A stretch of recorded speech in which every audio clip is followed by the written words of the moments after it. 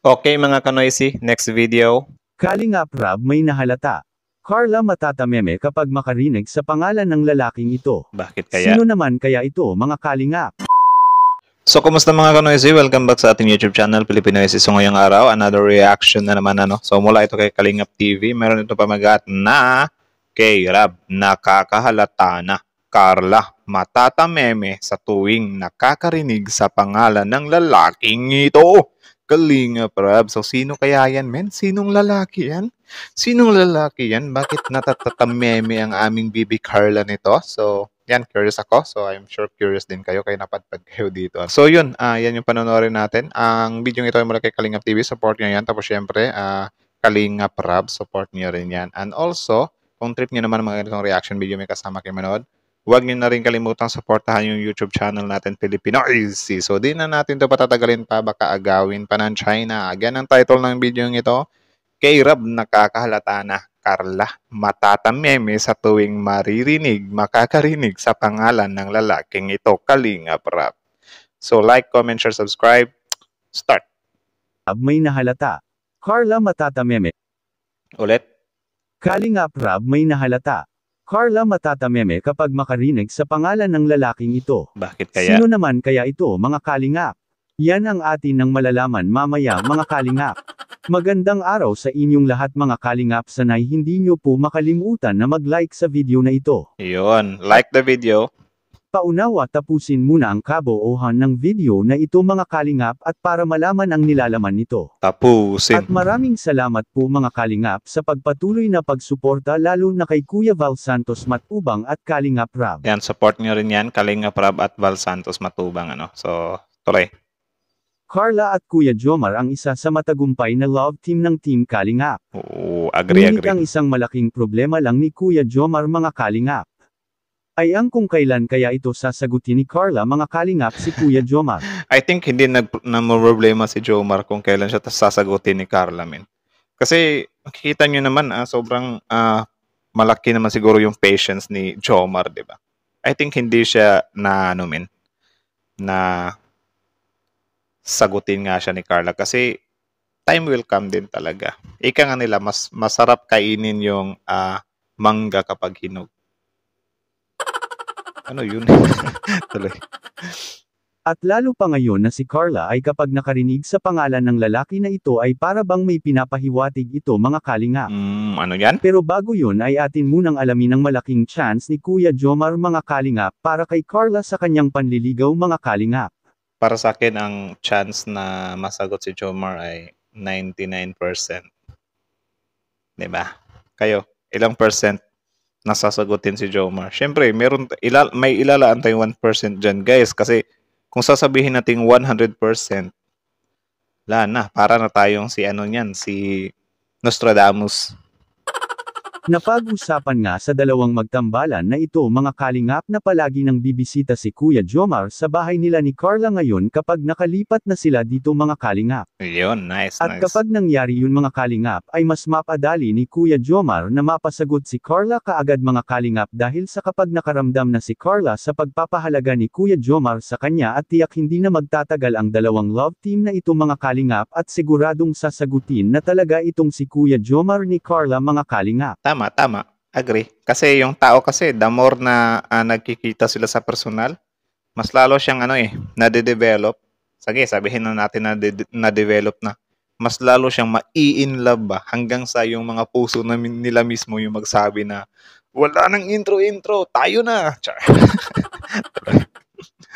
Nag-aalala lang ang mga supporters ng Jomcar mga kalingap. Bakit naman? Dahil sa alam naman nating lahat na marami talaga ang magkakagusto kay Carla mga kalingap lalo pa ngayon na nakikita na siya at nakikilala na ito sa mundo ng social media mga kalingap. Ganun naman talaga yan. Same lang din yan sa mga artista, di ba? Yung mga asawa na, for example, sino ba? Si Marian Rivera. Si Ivana. Hindi. Single pa si Ivana, di ba? Si Marian Rivera, si Interblock tuloy ako. Halimbawa, si Marian Rivera. Of course, sobrang ganda ni Marian Rivera. Do you think ilang libo yung nagkakagusto kay Marian Rivera? Di naman makaka-apekto yun kay Dingdong Dantes, di ba? Ito kasing Jom Carmen, wala na. Itong si Jomar ay top of the top na yan. So kahit na marami pang aaligid dyan, ano yan, tawag dyan, confident. Pero para sa akin lang naman yun, na malabong, maagaw si Carla kay Jomar. Sa akin lang naman yun. So, like this video kung nag-agree kayo sa akin. Kung hindi naman, bahala kayo. Okay. Ang nakakatakot lang na mangyari dito mga kalingap ay baka itong si Carla ay mahalin tulad ito sa nangyayari kay Erica mga kalingap na pinangakuan itong si Erica sa nag-sponsors nito na umalis siya sa Team Kalingap at siya na ang bahala na magbigay ng pera ng walang kahirap-hirap. Malabo yan. Ayaw. Malabo yan kasi narinig naman mismo natin sa bibig ni Carla, di ba? Winakwak na nga siya eh. Pero nireport niya lang kay Kalinga para. Actually guys, yung tao kasi, nasa tao na yan. Kapag ang tao, siya, sa paninindigan niya, kahit ano ba yan, kahit anong offer pa yan or whatsoever, hindi niya talaga yan gagawin. Diba? Ikaw, sabihin ka, oy, bilhin ko yung mo, tawag siyan, hiwalayan mo yung, yung jowa mo, bigyan kita ng 1 milyon.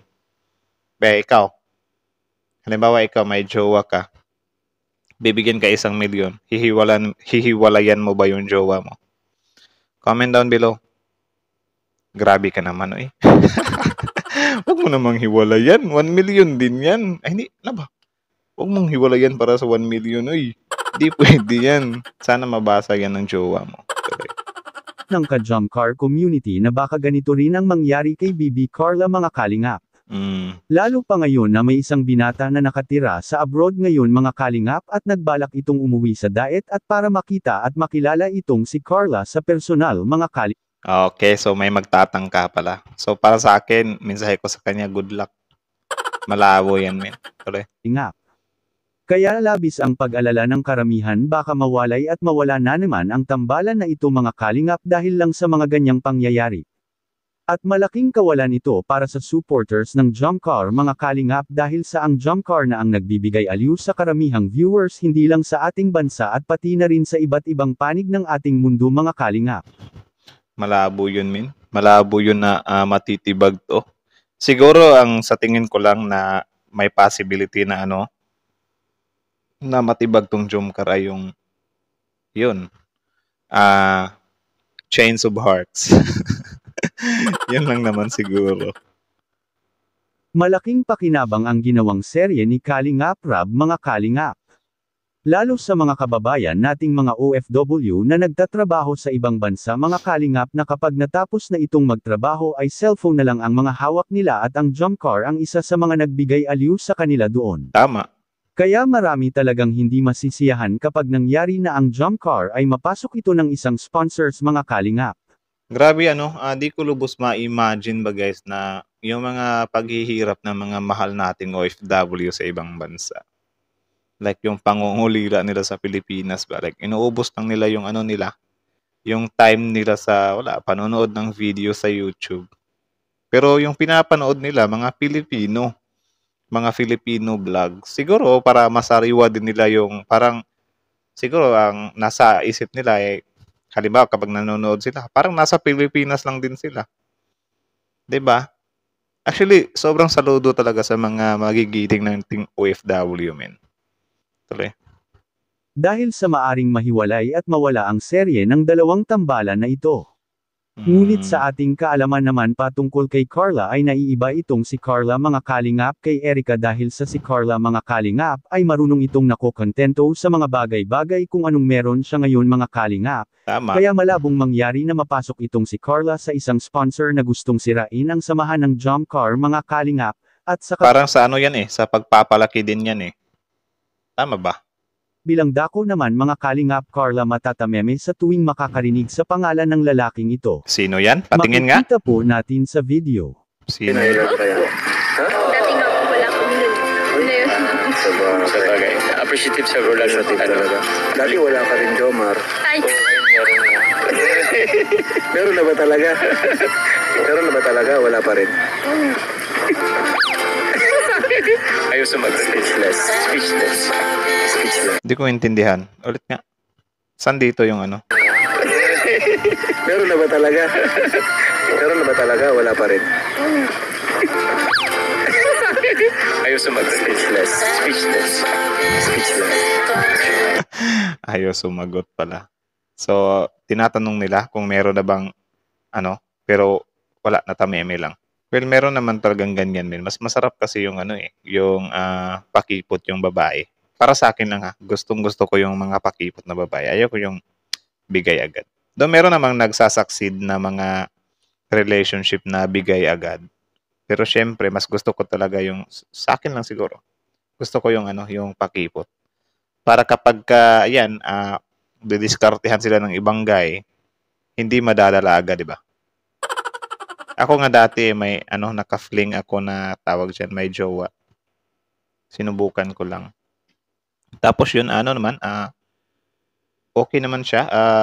Tawag diyan, go lang siya kahit may jowa siya. Sabi niya, willing siyang iwan yung jowa niya dahil nakita niya ako. Pero yun, napagtanto ko ba, ayoko ng ganito Kasi halimbawa ganyan, nagkakami na, what if may makita naman siyang lalaki na mas better pa sa akin? So, iiwan niya lang din ako ng ganun basta-basta. Basta-bastang ganun. Nang ganun-ganun lang. 'Di ba? So, X yung mga ganun So, yun lang naman. Kita nyo naman yun pala yung ibig sabihin dito ni Kalingap TV, na something siya, natatameme si Carla. So, I think, siguro nung mga time na yun na tinatanong siya na meron ka na bang something na nagugustuhan siguro, ayaw niya pang sagutin ba? Kasi nako, ayaw ko yung ganyan na parang magkakajowa na agad kami ni Jomar. Or ayaw niya siguro ipakita na may gusto siya sa isang lalaki. Ang labo din kasi minsan ng mga babae, men. Kasi may mga babae na grabe yung pagka-crush nila sa lalaking yan. Tapos ngayon, nalaman nila lalaki. Tapos nung nalaman nila lalaki, gusto na niyang diskartihan. Nato-turn off na yung babae. Comment nga kayo guys kung bakit ganyan mag-isip kayo, yung mga babae.